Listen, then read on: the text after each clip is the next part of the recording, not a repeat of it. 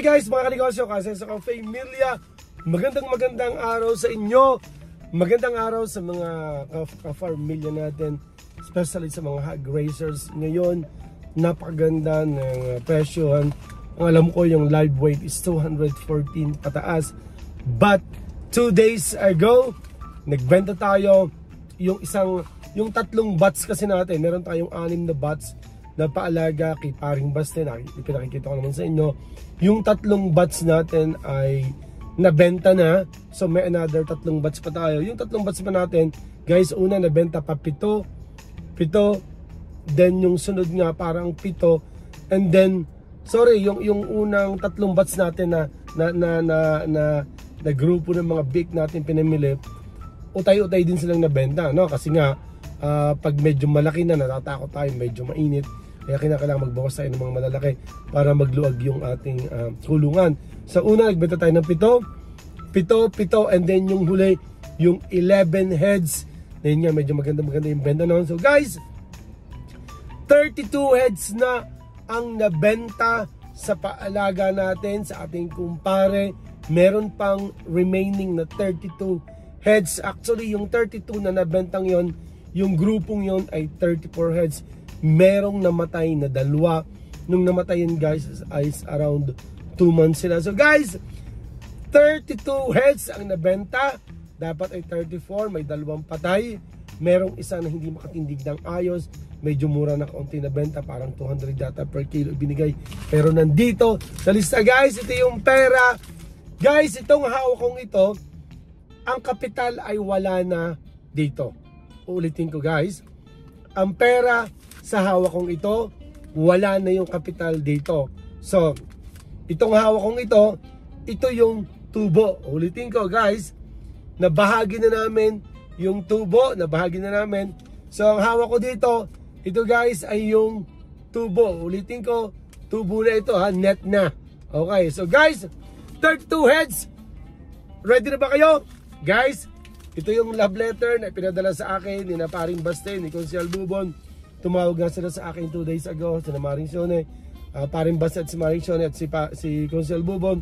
Pupunta daw sila sa amin kasi nga yung unang 32 heads na benta ay kailangang i-compute para of course makuha ni paring Baste ang kanyang tubo at baka bumili na nga ng sasakyan si paring Baste. Guys, ito na, ha, okay? So guys, buksan na natin. Oh guys, ito yung tubo na. Yay!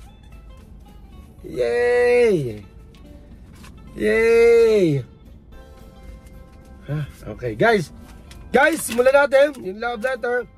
Ating simulan muna sa capital. Guys, ang big natin, isang 13, isang 11, isang 10. Lahat yun ay 34 heads.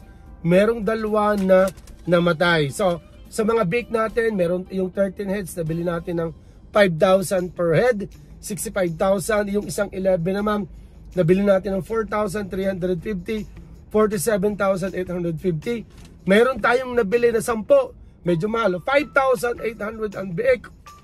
So, 58,000 naman ang bili natin dun sa 10 yun. So, all in all, ang capital natin sa biik is 170,850. Ulitin ko, doon sa 34 heads, may namatay ng 2. Ang capital natin is 170,850. So of course, yung mga gastos, meron tayong early weigh, yan, 3,160. Hog prey, 5,523. Starter is 122,499. Grower, 98,000. Meron ditong gamot na 2961. Yung gasolina 200. Guys, pag namimili tayo ng biik, hindi na tayo nagcha-charge sa gasolina, hindi na tayo nagcha-charge. So 200 lang yung charge dito.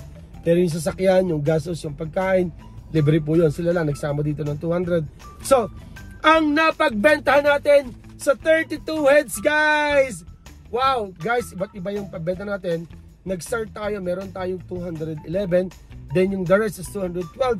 Guys, meron tayong isa na ibinenta na baboy na 81 kilos na siya, guys. Guys, sandali. Okay, medyo ano po. So, guys, meron tayong nabenta na isa na 200 lang yung kilo. Guys, ito ay sa kadahilanang hindi siya makatayo, medyo mataba siya, mabigat. Wala siya namang sakit, siguro naging hindi lang malakas yung kanyang paa. 81 kilo siya, nabenta siya ng 200 lang ang kilo niya instead the 212. So guys, all in all, ulitin ko, 32 heads yung ibinenta natin. 34 dapat yun nung kalagitnaan. Merong 2 na namatay. So guys, ang napagbentahan natin sa 32 heads ay tumataginting na ating guys, ating ano man tawag doon, i-average natin kung magkano ang kinita sa isang baboy. And of course, ayun nga, less na nga yung sa bagay dito, sinama pa rin nga yung 2 patay. But let's say parang nakabitalya dahil isasama mo talaga yung gastos. So guys, tumataginting na 628,218. Ulitin ko, ang nabenta natin sa 32 heads, ang napagbentahan all in all is 628,218. Ulitin ko, 628,218. I-divide natin sa 32 guys, nangangapital ng pumapatak ng 19,632 ang tinatamaan ng isang baboy. Guys, okay, ulitin ko, namatayan tayo ng 2. Imagine niyo kung hindi tayo namatayan, siguro nasa mga 21,000 ang papatakan ng isang baboy. Nung nag-birthday si Ate Christy ay nag-birthday, kumuha sa atin ng isang baboy, 124 ang timbang, ang live weight niya, 124. Ang naging kabayaran is 24,000 something. Kaya kung iisipin nyo nga pala, sa 10 pa lang baboy ngayon, laking pera. So, ulitin ko, ang napagbentahan natin is 628,218. Then, kung i-divide nyo sa 32 heads, 19,632 ang tatamaan. So ngayon, ang tanong, magkano ang tinubo? Okay, ang capital sa biik, binanggit natin kanina. Yung feeds, hindi natin nabanggit. Guys, ang capital natin sa biik is 170,850. Ulitin ko, 170,850 ang capital sa biik. Ngayon, ang capital naman sa mga feeds at gamot ay 403,193. Ulitin ko, 403,193. Magkano napagbentahan? 628,218. Ngayon, imamayinusan natin guys ha. Imamayinusan natin. Yan. Imamayinusan natin yung benta. Magkano natin na benta? 628,218. Magkano guys ang capital sa feed sa biik? Lahat 403,193. Yun yung ating capital ha. Yun yung capital natin. So ngayon, ang capital natin, sorry ha, medyo may pagkakamali tayo dito. Okay. Sorry. 170,850 ang biik. Kasama ang mga feeds, kasama ang gamot. So, kamali tayo ha. 170,850 sa biik. Kung isasama natin yung mga feeds, yung mga gastos and everything, is 403,193. Mali yung sinabi ko kanina kasi pinaghiwalay ko yung pala, mali pala. Hindi dito na total ni paring Baste o ni Maring Shoni yung mga feeds at yung sa gamot. Ha? Parang sinama na kaagad yung sa biik. So, ulitin ko, ang napagbentahan natin is 628,218. Ang naging ang capital naman is 403,193 at ang kinita natin ay tumataginting na guys, sana every time na magpa-vlog tayo may ganito lagi kaganda. So ako ma'am guys, alam nyo, masayang masaya ako kay Paring Bas at kay Maring Shoni. Deserving nila na kumita ng gantong medyo malaki ano. Ako, ito po ay paiwi. Ang ginagamit ko lang yung pera ko.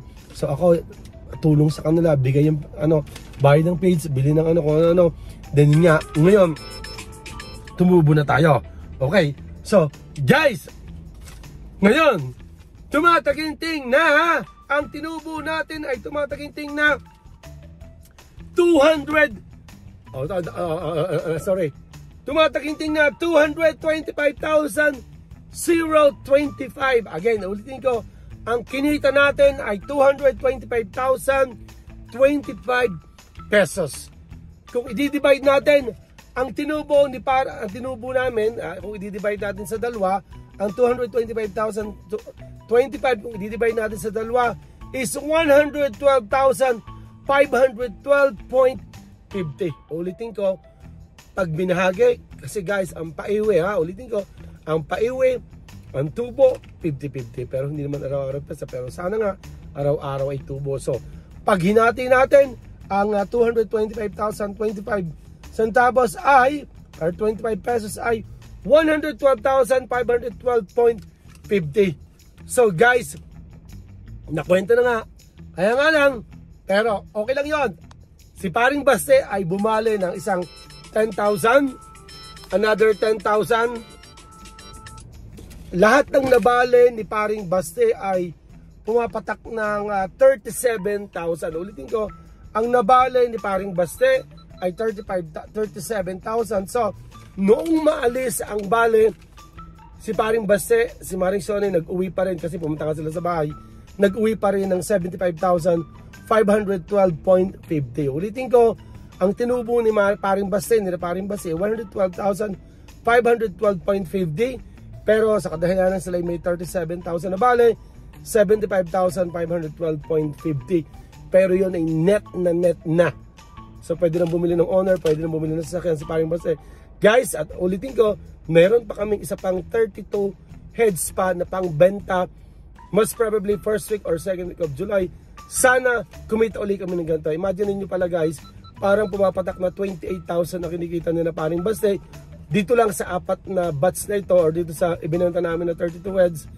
Sa loob ng apat na buwan kasi yung average, kumikita halos sila ng 28,000. Imagine niyo, meron pa kaming 32 heads.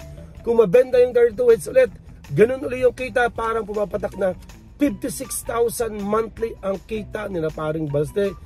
4 months lang yung benta natin. Since makuha natin yung bake. So guys, maraming salamat sa inyo sa mga kahag-racers natin. Kung may mga tanong kayo sa pagpapaiwi, may mga gusto kayong mga alaman, pwede nyo kaming i-message. So masaya ako. So guys, sana kayo din, sana kung kami kumikita ngayon, sana kayo rin lahat. So God bless mga kanegosyo. Kasenso, happy farming. God bless po. Abangan nyo po yung mga susunod na natin vlog. God bless po. Bye-bye po.